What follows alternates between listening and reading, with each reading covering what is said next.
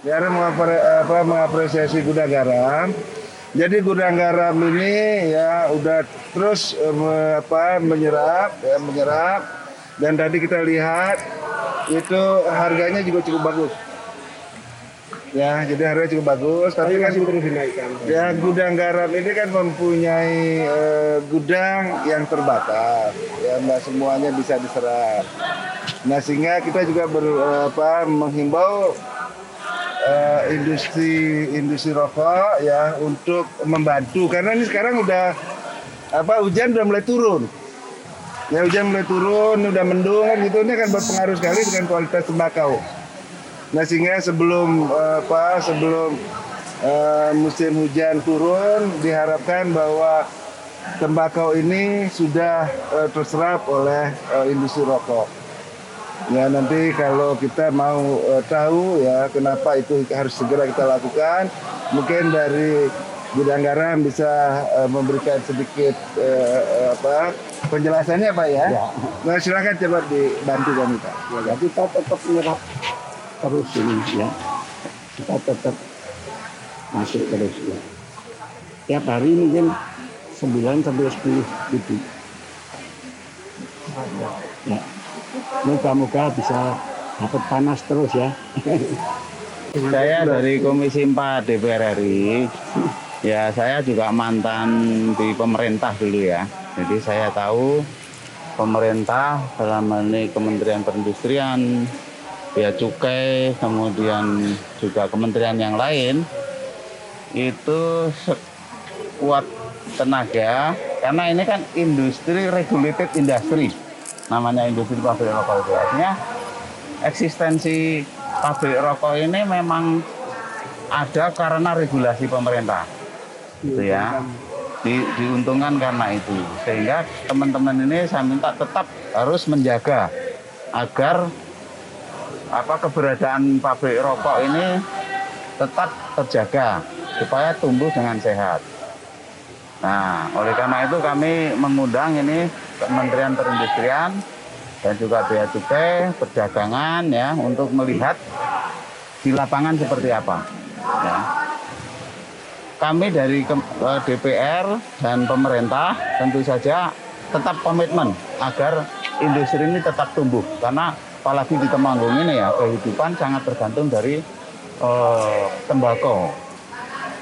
Nah, kita hanya ingin imbal baliknya ya supaya industri juga memikirkan, sekarang sudah memikirkan tapi lebih lagi untuk sinergi kemitraan antara industri dan petani ini makin diperkuat sehingga memang bisa menarik kehidupan petani dari industri.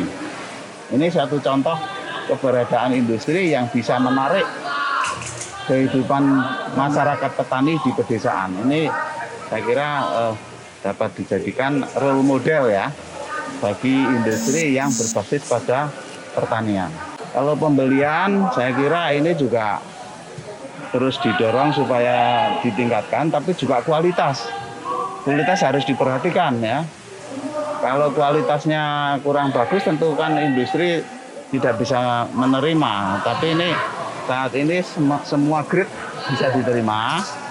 Nah mengenai harga saya kira juga kalau bisa lebih tinggi lagi.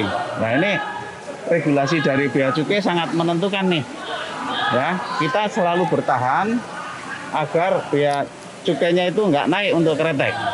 Ya. Nah, tidak naiknya cukai rokok ini agar berimbas juga pada harga petani. Ini yang kita harapkan. Jadi Pak Dirjen dan juga Pak Direktur supaya berjuangkan itu cukai tidak naik. Ya. Tapi juga ada imbangannya. Kalau cukai nggak naik, petani juga ikut terbawa. Ya jangan cukainya nggak naik, petaninya nggak ada pengaruh. Nah ini saya kira di sini ininya.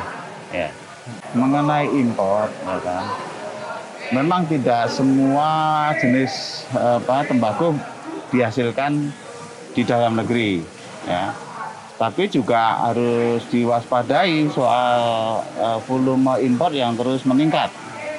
Ya ini jangan sampai keberadaan pabrik rokok yang bagus ini tidak dinikmati sepenuhnya oleh ekonomi dalam negeri, ya. Sehingga saya kira itu juga harus menjadi concern, ya. Sekarang sudah 30% mungkin ya, 30% itu impor. Nah, jangan sampai terus ini meningkat, kalau bisa terus ditekan. Nah, waktu itu saya sudah rintis untuk kemitraan, ya, kemitraan antara petani dan industri, dibikin satu program yang berkelanjutan, ya. Bagaimana meningkatkan produksi, bagaimana menekan impor. Ini mungkin harus perlu diteruskan ini, nggak tahu sampai di mana ini untuk program itu. Diteruskan kemitraan ini.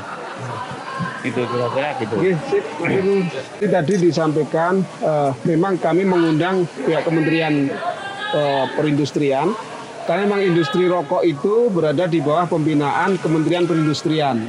Sehingga ketika kami merasakan penyerapan agak lambat dan juga harga masih belum menguntungkan petani, maka kami mengadu ke Kementerian Perindustrian dan terima kasih Pak Menteri sudah langsung menindaklanjuti. Hari ini Pak Dirjen berkunjung ke Temanggung. Yang intinya adalah tadi seperti disampaikan Pak Pangga, Kementerian dan DPR RI kita terima kasih. Kementerian Perindustrian dan DPR RI dua-duanya ikut membela keberadaan industri rokok kretek khususnya dengan cara satu, berupaya supaya cukai untuk rokok kretek tidak naik. Yang kedua, baik Kementerian Perindustrian dan DPR RI Pak Pangga juga terus berusaha agar berbagai regulasi jangan sampai menyulitkan industri rokok kretek. Tetapi kita juga berharap agar industri rokok yang dipikirkan itu juga memikirkan nasib rakyat. Kalau industri rokok yang kita pikirkan tidak memikirkan nasib rakyat, maka seperti Pak Pangga bilang ini namanya tidak ada imbal baliknya. Nah itu harapannya Pak Pangga gitu.